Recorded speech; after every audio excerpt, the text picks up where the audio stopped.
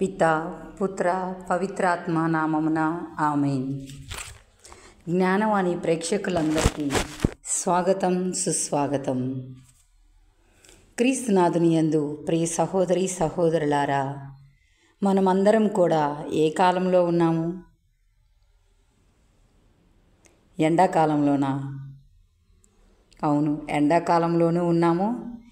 ఇంకా మన పాపాలు పరిహారం చేసుకునే పరిశుద్ధ కాలం, పరిశుద్ధునితో పయనించే శ్రమల కాలం, ప్రభుని అడుగుజాడలలో పయనించు కాలం, జపతపములు ఆచరించే తపస్సు కాలం. అవును ప్రియ సహోదరి సహోదరులారా, మనమందరం కూడా యొక్క తపస్సు కాలంలో ఉన్నాము. ముఖ్యంగా క్రీస్తుతో 40 రోజుల యాత్ర ఎలా చేద్దాము అనేది ఒక్కసారి మనమందరం కూడా ధ్యానించుకుందాం. మొట్టమొదటిగా పూర్వవేదంలో మోషే 40 రోజులు సీనాయి పర్వతం మీద ఉపవాసం చేశాడు. ఏలియా ప్రవక్త కూడా 40 రోజులు ఉపవాసం చేసి ఇదే కొండను చేరుకున్నాడు. మొదటి రాజులు 19వ అధ్యాయం 7-8 వచనంలో చూస్తున్నాం. క్రీస్తు ప్రభువు 40 రోజులు ఎడారిలో ఉపవాసం చేశారు. మత్తయి 4వ అధ్యాయం 2వ వచనము. ప్రభు క్రీస్తుని అనుసరించి ప్రథమ క్రైస్తవులు ఉపవాసాన్ని అనుసరించారు. తపస్సు కాలం, ప్రభు వైపు తిరుగు ప్రయాణం. క్రీస్తు ప్రభువు ఈ 40 రోజుల యాత్రను ఒక ప్రణాళిక ప్రకారంగా పూర్తి చేశారు. మరి మనం కూడా అలా చేస్తే మానవ జీవితానికి, మన జీవితానికి అర్థం, పరమార్థం దొరుకుతుంది. ఉపవాసం అంటే చాలామందికి అనేక విధాలుగా ఉపవాసాన్ని ఆచరిస్తూ ఉంటారు. మన హిందూ సోదరులు మరి ముస్లిం సోదరులు కూడా క్రైస్తవ సోదరులాగానే ఉపవాసం ఆచరిస్తూ ఉంటారు. మరి ఉపవాసములో కూడా ఎన్నో రకాలు ఉన్నాయి. అందులో ఈరోజు మనం ఒక 2 విషయాలను నేర్చుకుందాం. ఉపవాసం అంటే శారీరక ఉపవాసం మాత్రమే కాదు, పంచేంద్రియాలతో ఉపవాసం చేయగలిగినప్పుడు నిజమైన ఉపవాసం అవుతుంది. ఈ 40 రోజులు మొదటిగా నోటితో ఉపవాసం, అనగా భోజనం మానేస్తున్నాం అంటే సరిపోదు. మొదటి ఉపవాసం నోటితో. ఇది ఎలాగును అంటే ఇతరుల గురించి అనవసరపు మాటలు మాట్లాడకుండుట, ఇతరుల గురించి చాడీలు చెప్పకుండుట, ఇతరుల మీద నిందలు వేయకుండా ఉండుట, నాలుకను అదుపులో ఉంచుట మేలు అని సామెతల గ్రంథం చెప్తుంది.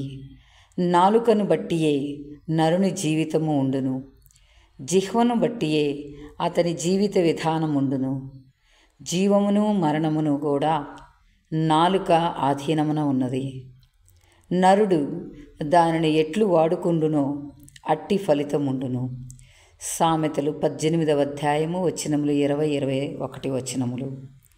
ఈ శ్రమల కాలం 40 రోజులు ఎప్పుడైతే మన నాలుకను జాగ్రత్తగా వాడుకుంటామో ఆ తరువాత నాలుక మన అధీనంలో ఉంటుంది.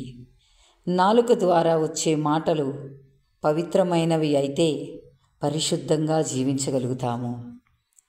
నీ మాటల వలన నీవు పాపం మూటగట్టుకోవలదు. చాలాసార్లు ఉపవాసం చేస్తూ ఉంటాం, కానీ నోటిని అదుపులో పెట్టుకోలేకపోతుంటాం. తద్వారా దేవుని అనుగ్రహాలను కోల్పోతుంటాం. అంతేకాదు సుమా, నీ మాటల వలన దేవుని కోపం నీపైకి రప్పించుకోనేలా, అతని అనుగ్రహముల వలన పూర్వము నీవు సాధించిన కార్యాలను నాశనం చేసుకోనేలా అని ఉపదేశకుని గ్రంథంలో 5వ అధ్యాయం 5వ వచనం పలుకుతుంది. ఈ పరిశుద్ధ శ్రమల కాలం మొదటగా నాలుకతో అంటే మన నోటితో ఉపవాసం చేసి దేవుని అనుగ్రహాలను, జీవాన్ని పొందుదాము. రెండవ ఉపవాసం కంటితో. స్త్రీకి ఆ చెట్టు కన్నుల పండుగగా ఉండెను, దాని పండు తినుటకు రుచిగా ఉండునని తోచెను. ఆదికాండము 3వ అధ్యాయం 6వ వచనం. కొంతమంది చక్కగా 40 రోజులు ఉపవాసం ఆచరిస్తారు. కానీ కన్నులను అదుపులో ఉంచుకోలేక మోహపు చూపులతో శరీరంలోని పాపాన్ని, కోరికలను ప్రేరేపిస్తూ ఉంటారు. ఉదాహరణ, దావీదు స్నానమాడే స్త్రీని చూచెను. ఆమె మిగుల అందగత్తె. ఆ చూపు ద్వారానే దావీదు ఆమెతో పాపంలో పడెను. కావున ప్రియులారా, ఈ 40 రోజులు మనం కంటితో ఉపవాసం చేయడం సాధన చేసి మన శరీరాన్ని పరిశుద్ధంగా ఉంచుకోవాలి. అప్పుడు 6వ ఆజ్ఞను, 9వ ఆజ్ఞను చక్కగా పాటించగలం. దేవుని అనుగ్రహాలను పొందగలం. ప్రార్థన. పరిశుద్ధుడును ప్రేమ కలిగిన ప్రభువా, నీవు మాకు ప్రసాదించిన ఈ పంచేంద్రియాలను బట్టి మీకు వందనములు, స్తోత్రములు తండ్రి.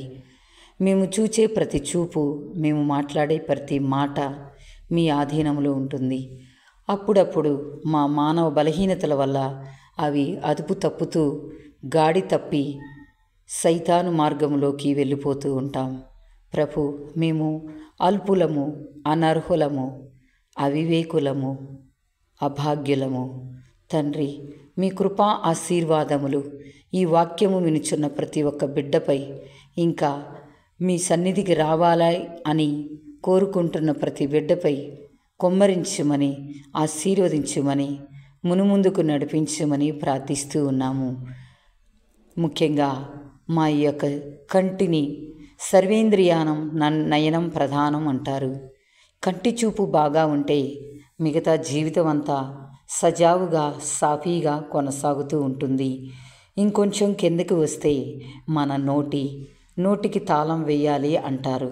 అంటే మన యొక్క నోటిని అదుపులో పెట్టుకొనుటకు మాకు కావలసిన నిగ్రహ శక్తిని, జ్ఞానాన్ని, మీ యొక్క కృపా అనుగ్రహములను మా అందరిపై కొమ్మరించుమని, మా యొక్క బలహీనతలను తొంగి చూడక మీ యొక్క కృపా అనుగ్రహములతో నింపుతూ మమ్మల్ని బలపరచుమని, పవిత్రాత్మ నడిపింపు ద్వారా ఈ యొక్క 40 రోజులు ఉపవాసం ఆచరిస్తూ దేవునికి అతి ప్రియమైన బిడ్డలుగా, అతి అనుంగ బిడ్డలుగా దైనందిక జీవితాన్ని జీవించే కృపా అనుగ్రహములను మా అందరిపై కుమ్మరించమని ఈ మనవులన్నింటినీ మా నాథుడైన యేసుక్రీస్తు నాథుని పరిశుద్ధ నామములో అడిగి వేడుకొని ప్రార్థిస్తున్నాము తండ్రి. ఆమేన్, ఆమేన్, ఆమేన్. పితా, పుత్ర, పవిత్రాత్మ నామమున ఆమేన్. పితా